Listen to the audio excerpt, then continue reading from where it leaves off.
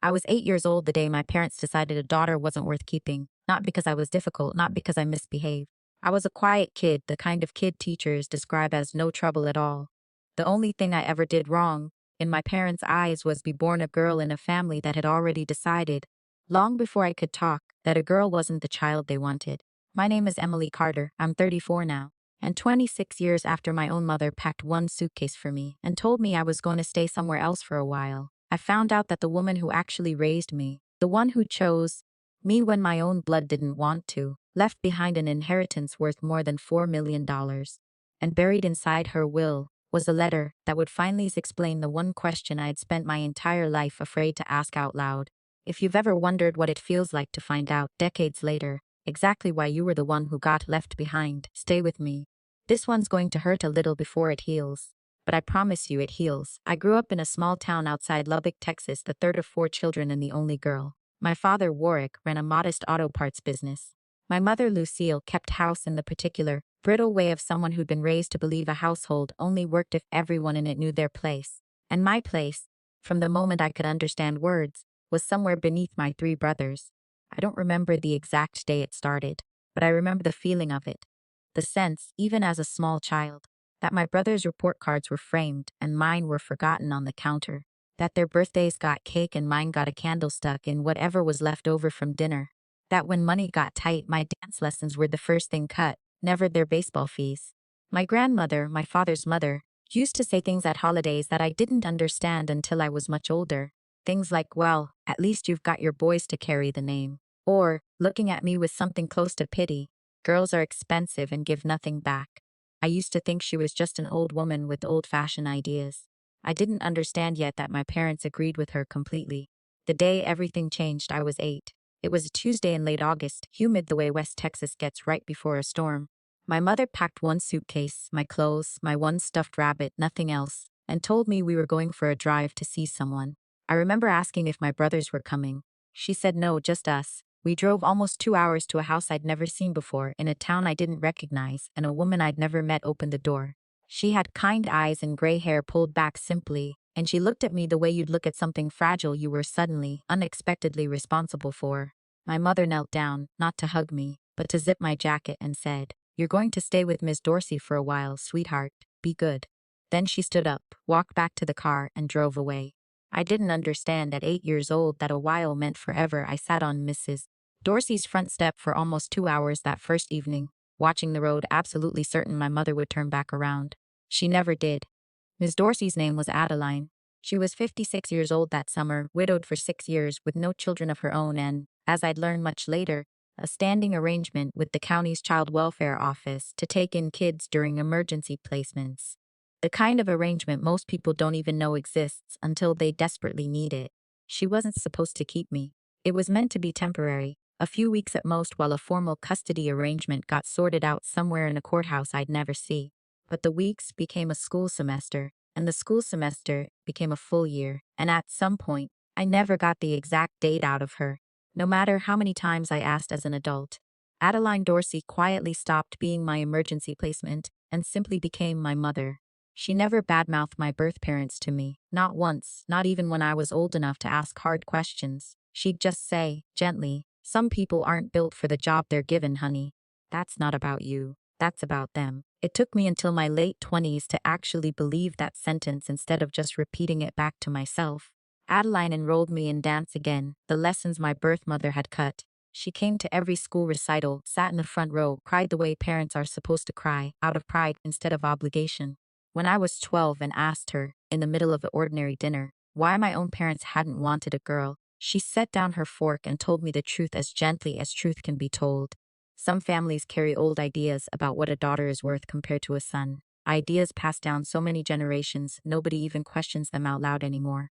It was never about anything you did, she said. It was about a belief they had before you ever took your first breath. I saw my birth family exactly 4 more times after that. Twice at required family court check-ins before the adoption was finalized when I was 10. Once at my grandmother's funeral when I was 16 where nobody spoke to me beyond a stiff nod, and once briefly at a gas station in my 20s, where my father looked straight through me, like I was a stranger he vaguely recognized from somewhere.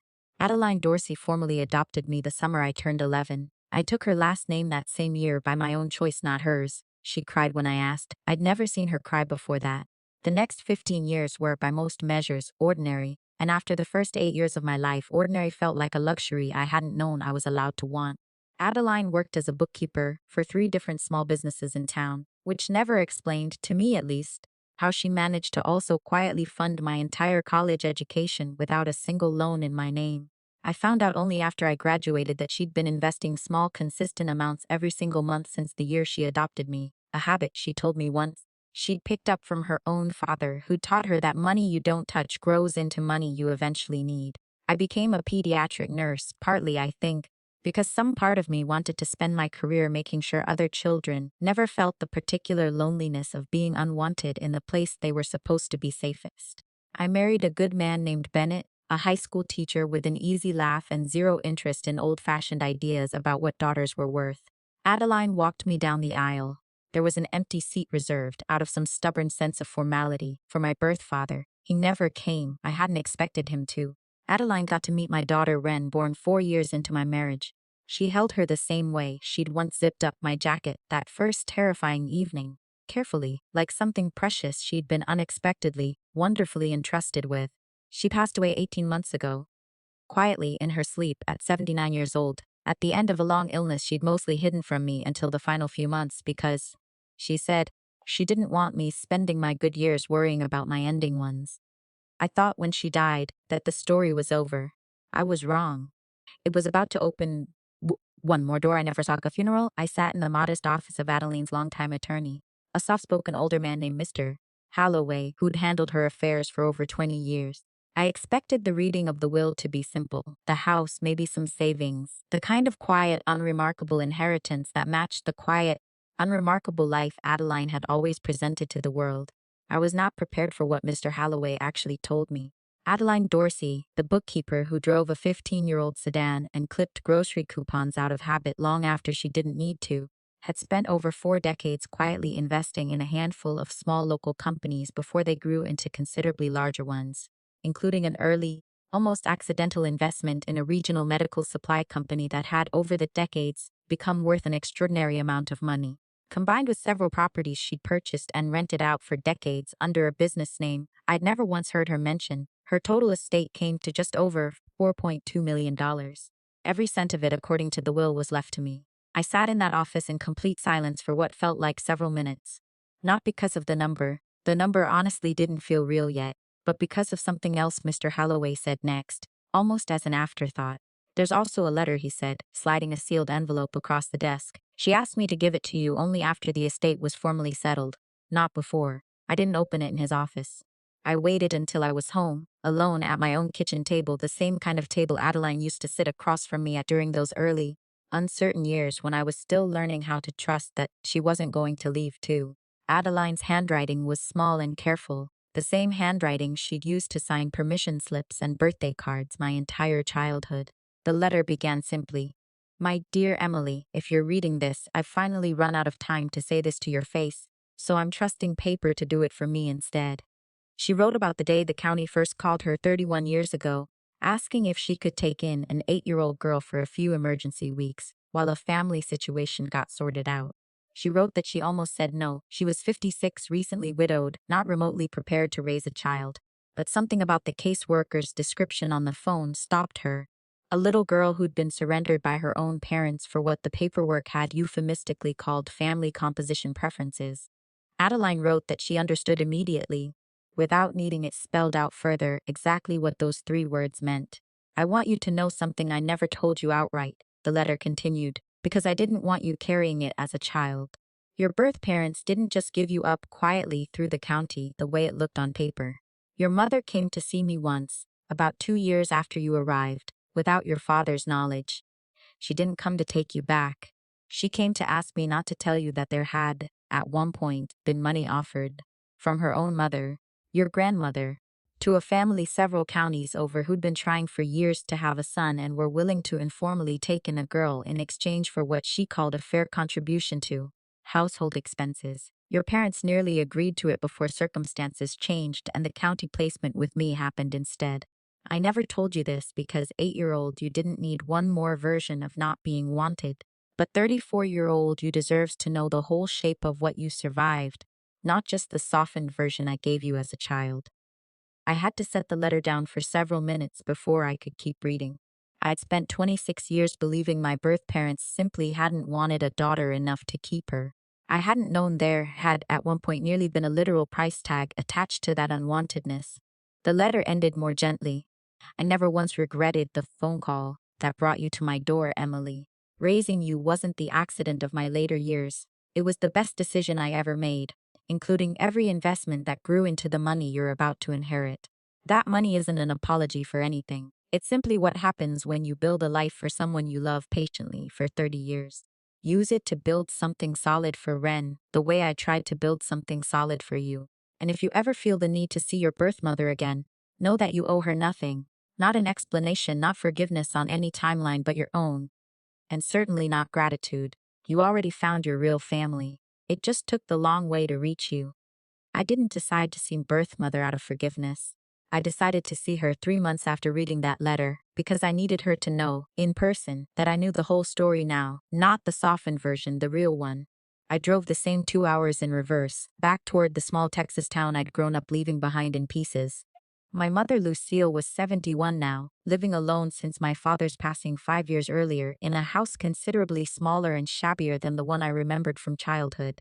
She looked older than 71 when she opened the door, and something crossed her face that I recognized immediately, because I'd spent years learning to read it on pediatric patients who'd been caught doing something they knew was wrong.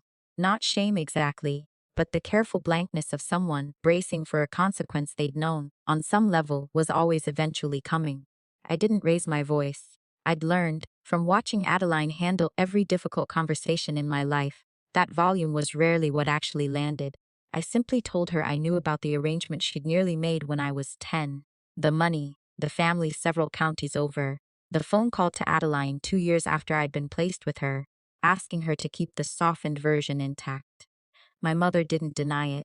She sat down heavily at her own kitchen table, in a kitchen far quieter and lonelier than the one I now sat in most evenings with my own daughter, and said only, "We thought we were doing the practical thing at the time.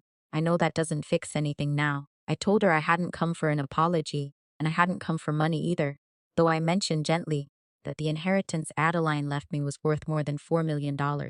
Not to hurt her, but because I wanted her to understand, clearly and finally, exactly what her own decisions 30 years earlier had ended up costing her, and exactly what love, patiently invested for 3 decades, had ended up building instead. She didn't ask for anything. I think, in her own quiet way, she already understood there was nothing left to ask for. I drove home that evening, with the windows down, the way Adeline used to drive when she wanted to think clearly about something. I thought about the 8-year-old girl on that front step, watching an empty road for a car that never came back. I thought about the woman who'd opened her door instead, not because the county forced her to, but because something in her simply refused to let a child sit alone with that particular kind of unwantedness for longer than she had to. I used part of the inheritance to fully fund Ren's education the way Adeline had quietly funded mine. I used another part to establish a modest scholarship at the local community college in Adeline Dorsey's name, specifically for young women aging out of foster and emergency placement care. The exact kind of quiet, unglamorous safety net that once caught me completely by accident and ended up becoming the center of my entire life. I kept Adeline's old kitchen table. I kept her handwriting, tucked safely in a drawer I open maybe twice a year, usually late at night, usually when Ren says something in her sleep-heavy voice that reminds me briefly, achingly, of a woman who chose to become a mother on a random Tuesday afternoon 31 years ago and never once looked back on that decision as anything other than the best one she ever made. I am 34 years old. I was given away once for being born the wrong gender to the wrong family. And I was given everything, eventually, by a woman who owed me nothing at all and decided, quietly and completely, to be my mother anyway. If you've ever had to build your real family out of the people who chose you, instead of the ones who simply happened to share your blood, I want to hear your story. Tell me where you're listening from tonight and who your Adeline was. And if this one meant something to you, stay close. We've got many more stories like this coming, and we're only just getting started. If this story touched something in you, If you've ever had to build your real family out of the people who chose you, instead of the ones who simply happen to share your blood, I want to hear about it. Tell me in the comments where you're listening from tonight and who your adline was. The person who showed up when they didn't have to.